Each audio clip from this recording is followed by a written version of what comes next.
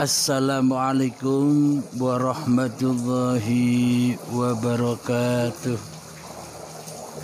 Bismillahirrahmanirrahim. Ashhadu an la ilaha illallah wa ashhadu anna Muhammadar Rasulullah. Allahumma salli ala sayyidina Muhammad wa ala ali sayyidina Muhammad.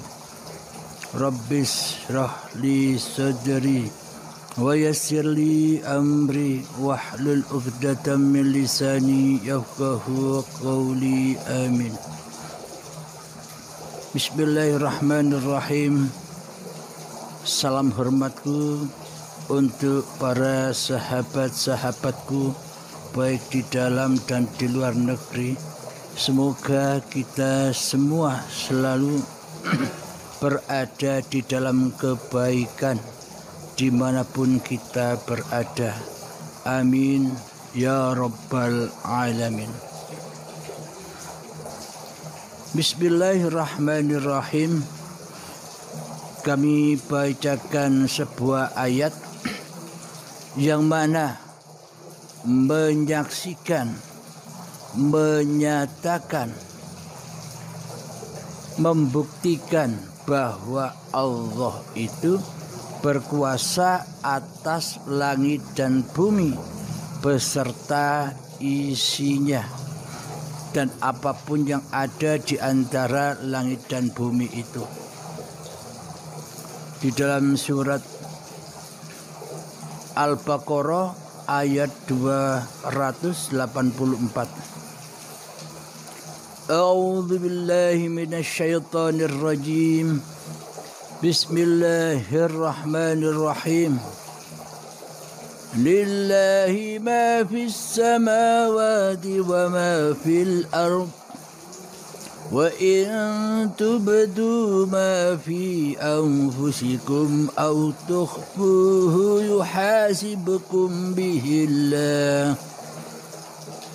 ويغفر لمن يشاء ويعذب من يشاء والله على كل شيء قدير.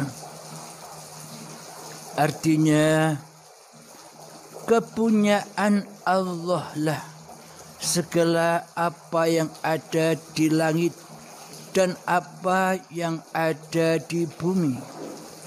Dan jika kamu melahirkan apa yang ada di dalam hatimu atau kamu sembunyikan, niscaya Allah akan membuat perhitungan dengan kamu tentang perbuatanmu itu. Maka Allah mengampuni siapa yang dikehendakinya, dan Allah menyiksa siapa yang dikehendakinya, dan Allah Maha Kuasa atas segala sesuatu. Shadaqallahul azim. Di dalam surat Al-Baqarah ayat 284. Alhamdulillahirabbil alamin. Maka jelaslah ayat-ayat Allah. Selama ini kita menyaksikan langit dan bumi, dan selama ini kita menyaksikan apa-apa yang di antaranya.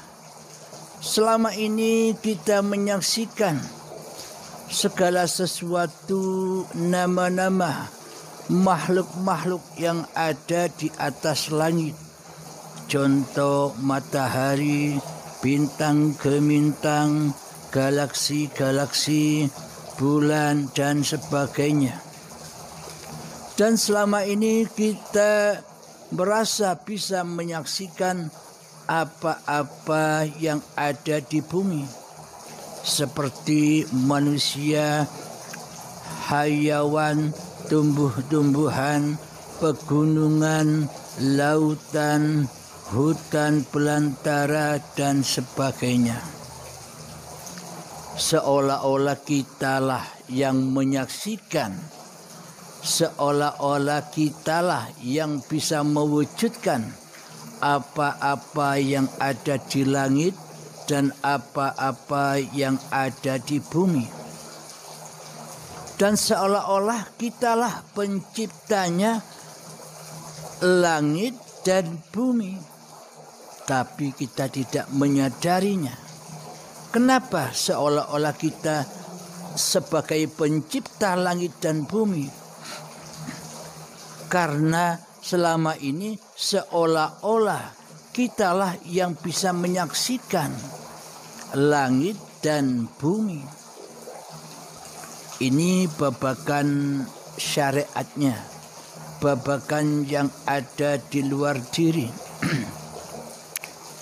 Akan tetapi babakan kaji diri, babakan hal yang ada di dalam diri.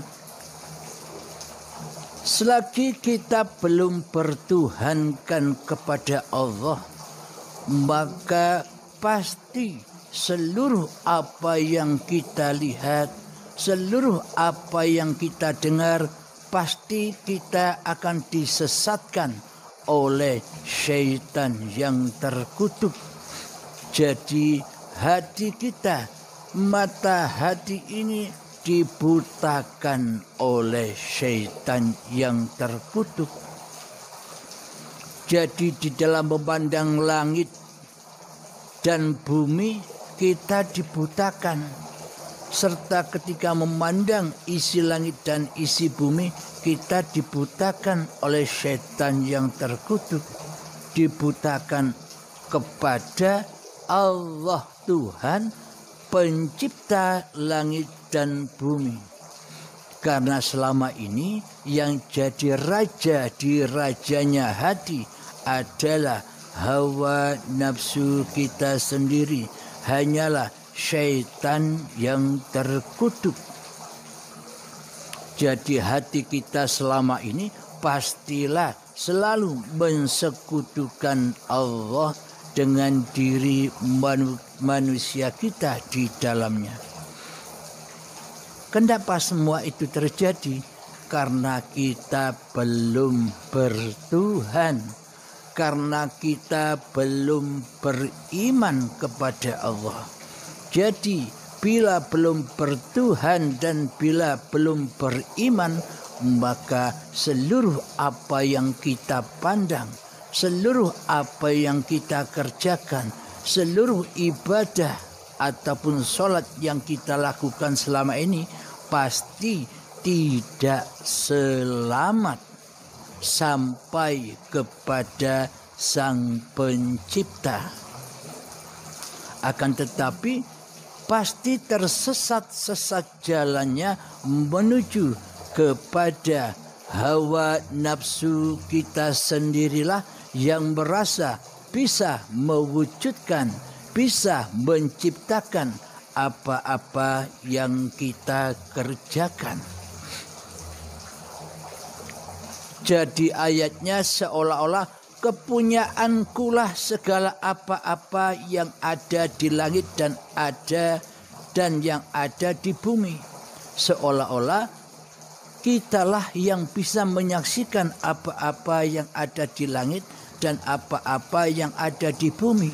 Karena Tuhannya, karena yang wujud, karena yang nyata selama ini adalah kita sendiri, bukan? Sementara Allahnya kan gaib.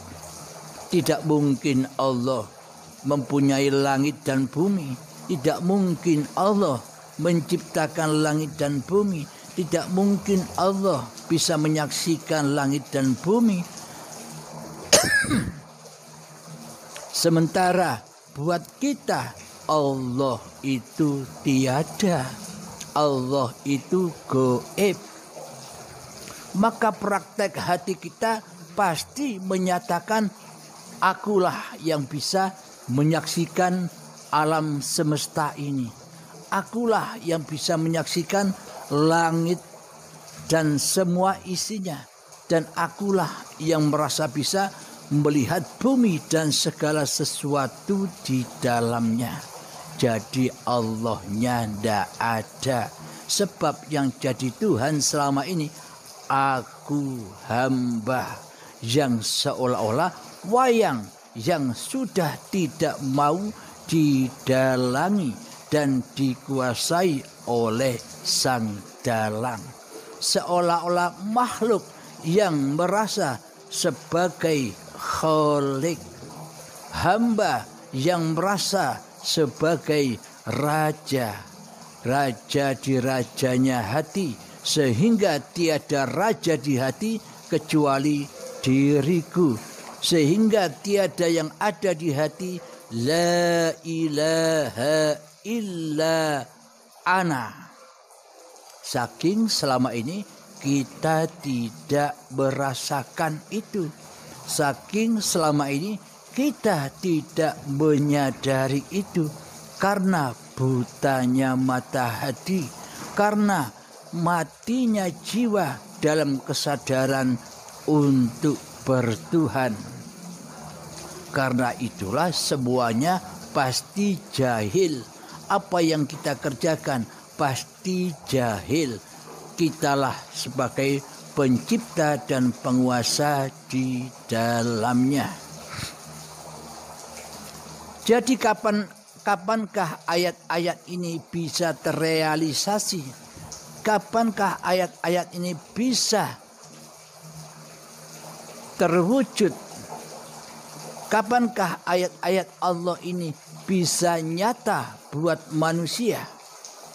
Jadi kapankah arti kepunyaan Allah lah segala apa yang ada di langit dan apa yang ada di bumi? Dan jika kamu melahirkan apa yang ada di dalam hatimu atau kamu sembunyikan, niscaya Allah akan membuat perhitungan.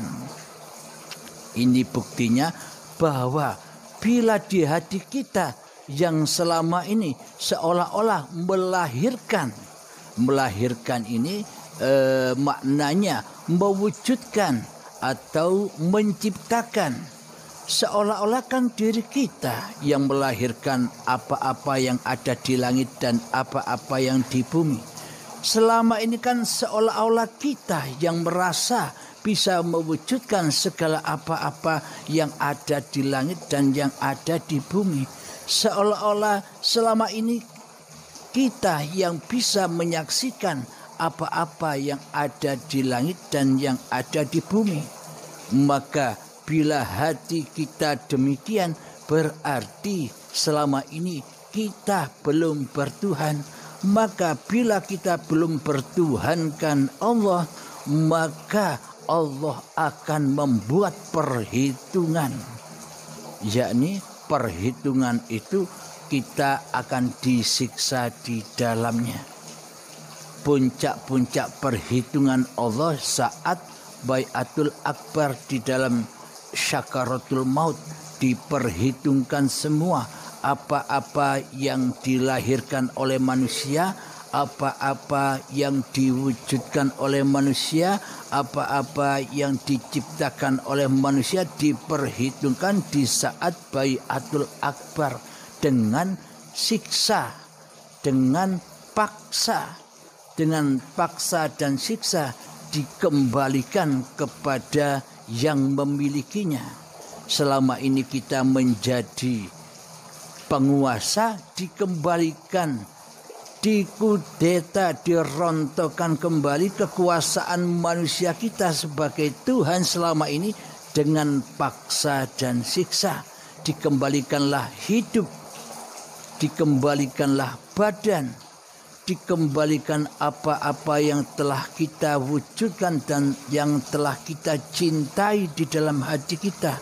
Suami, istri, anak, keluarga, harta, dan apa-apa yang selama ini kita perjuangkan, yakni harta kekayaan yang kita cintai selama ini di hati kita. Maka itulah yang akan membuat siksa-siksa yang amat pedih.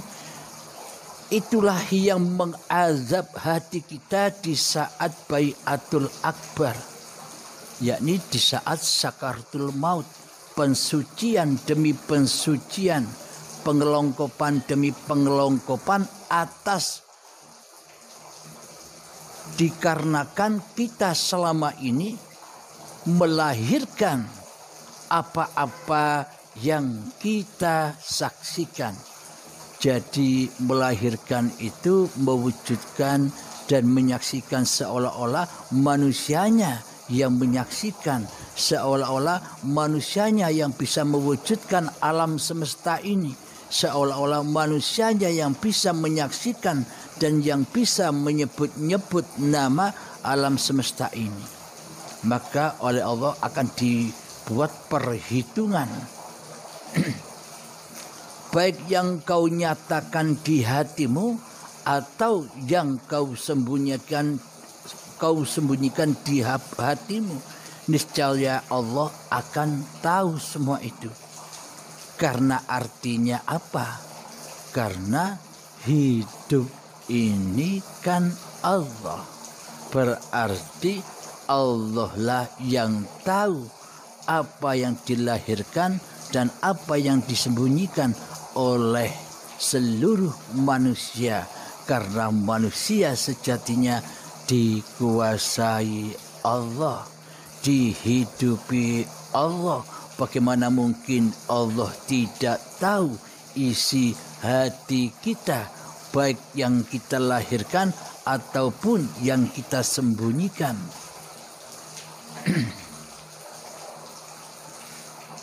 Nah, bila manusia tidak beriman kepada Allah bahwa yang bisa menyaksikan langit dan bumi serta alam semesta dan segala sesuatu yang ada di dalamnya masih terakui oleh diri manusia kita yang bisa menyaksikan, berarti kita belum bertuhan.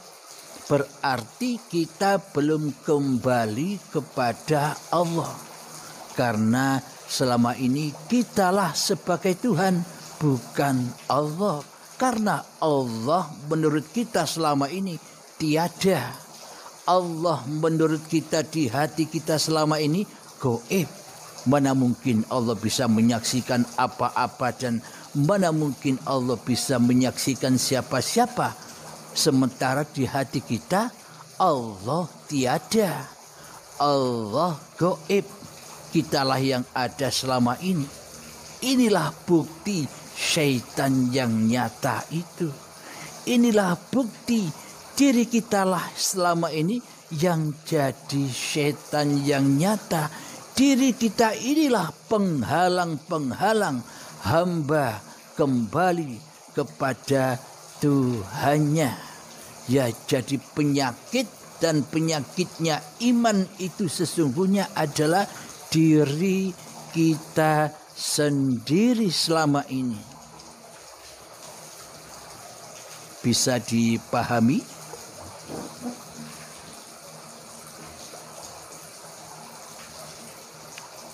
Ada ayat lagi di dalam Al-Imran, surat Al-Imran ayat 109. A'udzu billahi minasyaitonir rajim. Bismillahirrahmanirrahim. Walillahi ma fis samawati wa ma fil ardh. Wa ila Allahi turja'ul umur. Artinya, kepunyaan Allah lah segala yang ada di langit dan yang di bumi, dan kepada Allah lah dikembalikan segala urusan. Ini maksudnya bagaimana? Ayat ini bisa dipahami bagi orang-orang yang sudah kembali kepada Tuhannya. Bagi siapa? Bagi orang-orang yang mati.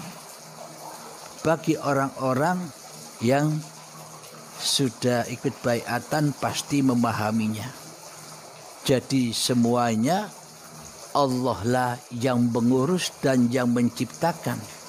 Karena manusia yang sudah kembali kepada hakikat diri sejatinya, maka sudah tak ada lagi diri kemanusiaannya, maka sudah tak hidup lagi diri kemanusiaannya, maka sudah tumbanglah kerajaan-kerajaan iblis dan syaitan yang terkutuk, yang selama ini memenjarakan, membelenggu, memperbudak manusianya, sehingga manusianya sudah rojiun kembali kepada Tuhannya, maka nyatalah ayat-ayat Allah baginya. Jadi tujuan manusia dicipta oleh Allah supaya manusia bisa menyaksikan ayat-ayat Allah, bukan ayat-ayat manusianya.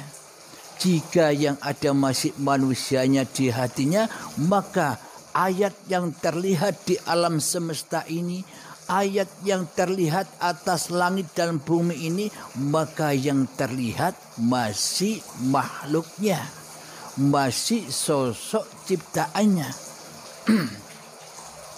Akan tetapi bagi manusia yang sudah beriman, bagi manusia yang sudah bertuhankan Allah, maka dirinya akan lenyap. Yang ada hanya Allah. Jadi kemanapun kau hadapkan wajahmu, disitulah wajhullah bagi orang-orang yang sudah kembali kepada Allah. Jadi kepunyaan Allah, apa yang ada di langit dan apa yang ada di bumi, maka Dia memberi ampun kepada siapa yang dikehendakinya. Maka Allah memberi kesadaran dan pengampunan kepada siapapun yang dikehendakinya. Jadi di sini kehendak Allah yang ada, bukan kehendak manusianya.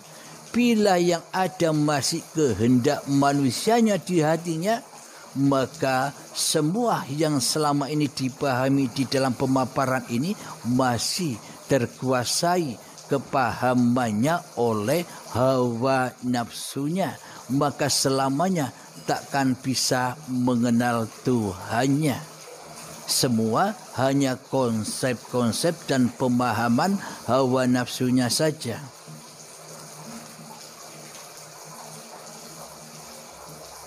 Dia menyiksa siapa yang dikehendakinya. Jadi Allah mengampuni siapa yang dikehendakinya, dan Allah menyiksa pula bagi siapa yang dikehendakinya. Dan Allah Maha Pengampun lagi Maha Penyayang. Jadi ampunan Allah, jadi kasih sayang Allah tergantung kehendak Allah. Bila masih ada kehendak diri manusianya di hati kita, maka Allah tidak akan mengampuninya. Maka Allah akan menyiksa dengan apa-apa yang diakui sebagai miliknya. Maka jalan ampunan kepada Allah hanyalah kembali kepada Allah. Hanyalah menyaksikan apa-apa yang sudah diciptakan Allah. Jadi yang menyaksikan sudah bukan manusianya lagi, akan tetapi Allah lah yang maha menyaksikan apapun segala ciptaan-ciptaannya. Inilah yang dimaksud kehendak Allah. Bila masih ada kehendak manusianya, maka manusia takkan pernah bisa menyaksikan ayat-ayat Allah. Jadi langit dan bumi itu adalah hidup yang selama ini kita akui sebagai hidup manusia kita. Jadi buminya selama ini adalah badan yang selama ini kita akui sebagai badan kita.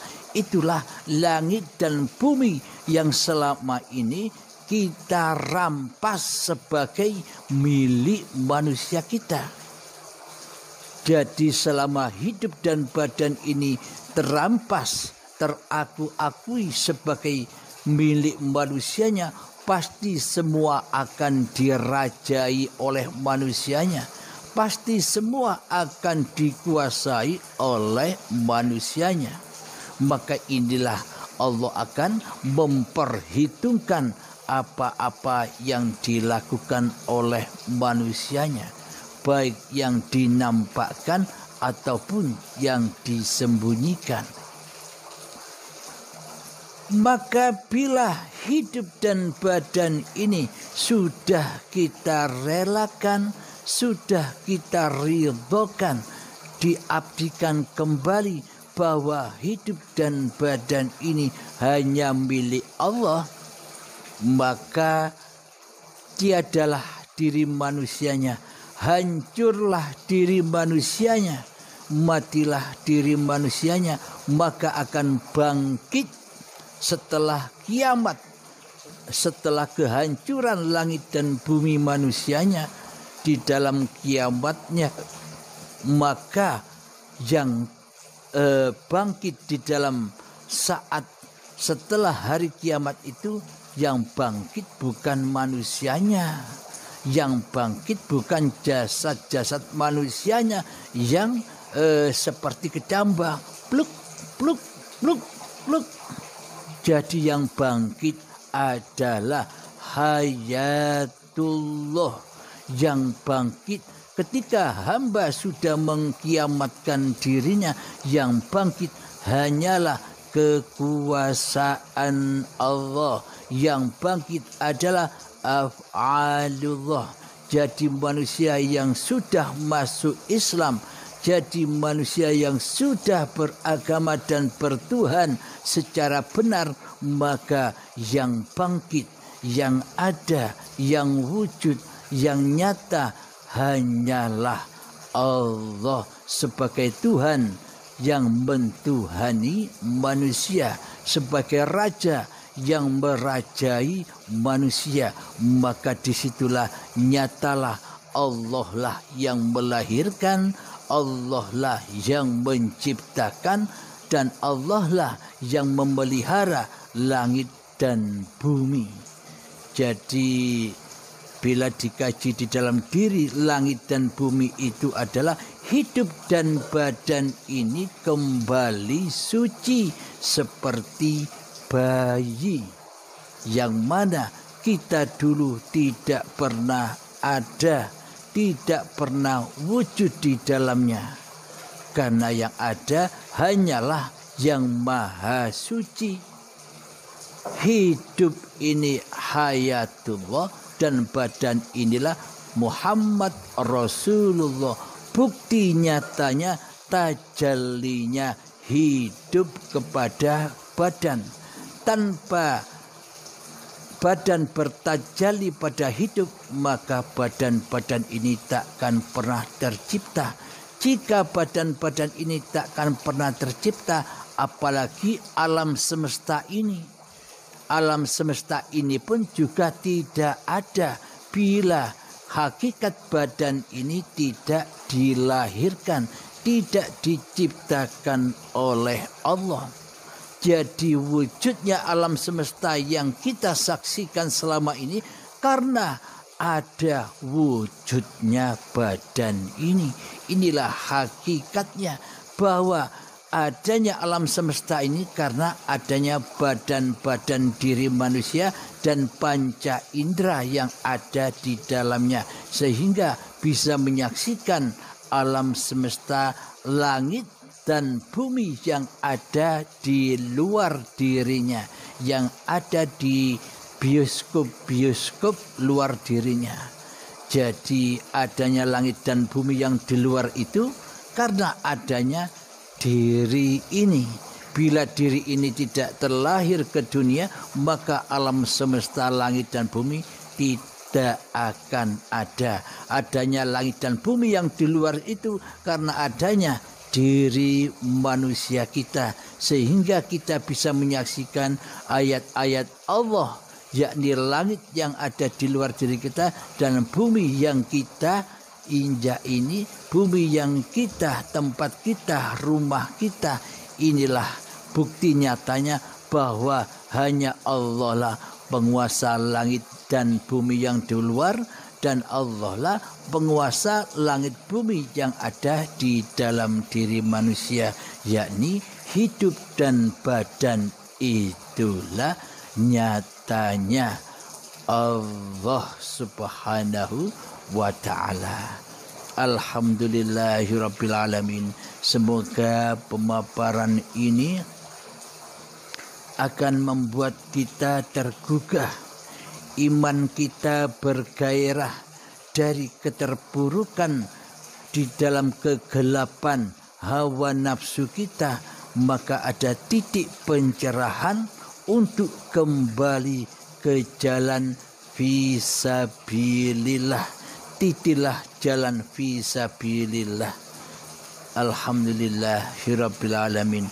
Semoga Allah selalu membimbing kita semua, dan semoga Allah mentakdirkan kita sebagai hamba-hamba yang ditunjuki oleh Allah, bukan sebagai hamba yang disesatkan oleh Allah subhanahu wa ta'ala.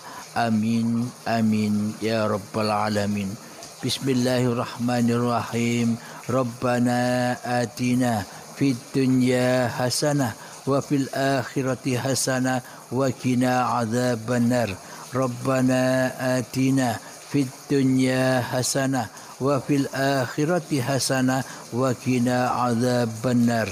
Rabbana atina fid dunya hasanah wa fil akhirati hasanah wa qina adzabannar. Wa sallallahu ala sayyidina Muhammad wa ala alihi wa sahbihi wa sallam. Walhamdulillahi rabbil alamin. Akhirul kalam. Assalamualaikum warahmatullahi wabarakatuh.